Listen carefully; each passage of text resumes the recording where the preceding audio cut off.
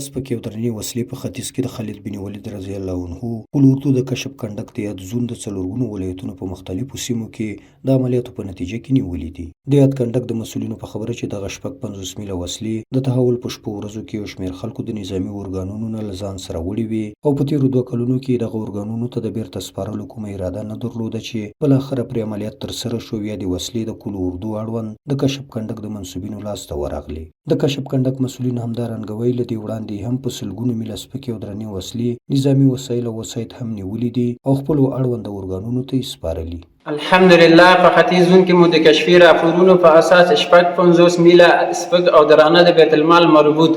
وسله نیولې مو ده. د دې نه مخکې مو هم فسلحه وسله 2 هلیکس نور وسایط مو نیولې وو چې مربوطه مرجع ته مو سپارلې ده.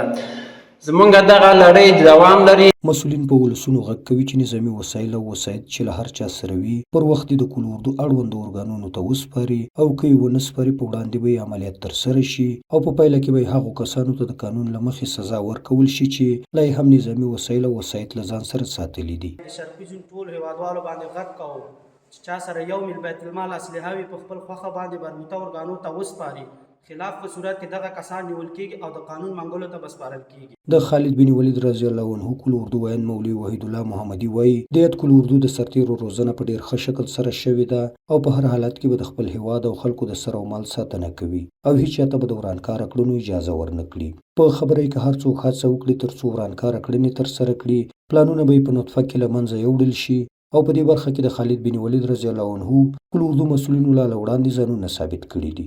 د ختیځ زون ټولو ولسونو ته ډاډ ورکوم چې د 201 خالد بن ولید رضی الله تعالی عنه قل اردو د کشف کنډک مسؤلین او مجاهدین د ختیځ زون په کچه سره د دفاعي او امنیتي ځواکونو سره پوره همغږي لري او د دې توان لري چې د هیواد او د اسلام دشمنان مخکې له ورانکاري نه په خپلو ځالو کې وځپي او له منځه ویسي. دا لومړی ځل نه دی چې په ختیځ کې د خالد بن ولید رضی الله عنه د کشف کنډک د عملیاتو په نتیجه کې لسګونه میله سپکې او درنې وسلې نیسي. له دې وړاندې هم په زرګونو میله سپکې او درنې وسلې او همدارنګه نظامي وسایل او وسایط د عملیاتو په پایله کې نیول شوي او ګڼو خلکو بیا په خپله د کل اردو مسؤلینو ته سپارلي دي تر څو پرې عملیات ترسره نه شي. ځکه له هر ارګانه د نظامي وسایلو وړونکي چې د تحول له ورځو یې استفاده کړې د څار لاندې دي. سهار ګل احساس، حریت راډیو، ننګرهار.